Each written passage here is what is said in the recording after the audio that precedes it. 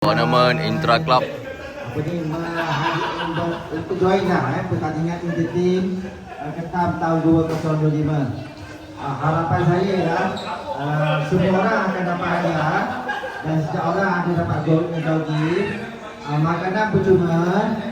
Semasa perlawanan yang berlangsung, security adalah tuan dan sebagainya. Harap dapatlah pergi ke sana untuk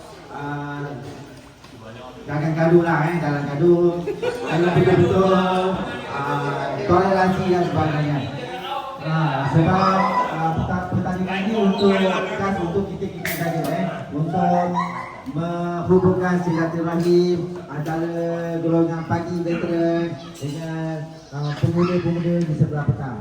So harapan saya ialah dengan adanya Peserta-peserta kita. dapatlah lagi Video. Tak, ni lah barisan-barisan peserta. Tu hari ni Intra Club. Tu ada yang dah tengah panas badan lah. Komen awal lagi. Panas. Jom.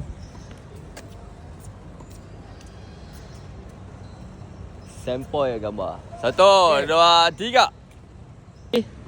Endra, my partner. Lawan dengan M. Ui, dah panas dah tadi, tak panas. Okay, let's go.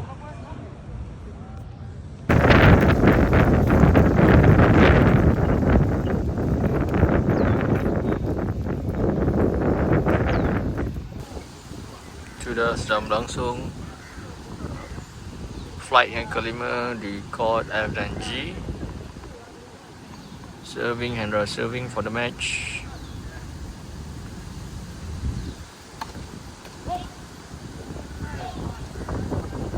Second serve.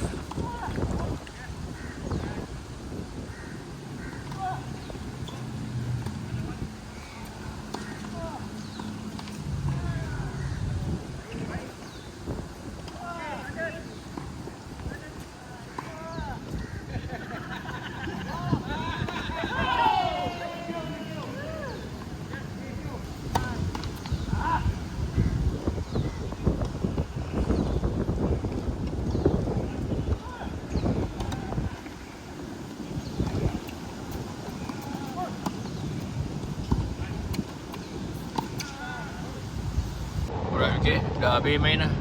Ni dekat MITC punya